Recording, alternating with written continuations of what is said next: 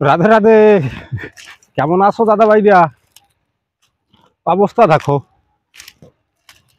বাড়িতে বার হইছি যে একটু ফাঁকা মাঠে নিরিবিলি যাই। কেন ওই ধারে স্বর্গের সিঁড়ি খুলে গেছে। কি করিছে বানছি দেখো। আমি ভাবলাম কি বহুকাল আমার বর্তমান জন্মভূমির একটু ঘুরে ফিরে সামের বেলায় দেখিয়ে আসি, সূর্য পাটে বসে যাচ্ছে। ঠিক আছে, আমার জন্মভূমি দেখো, দেখেছো?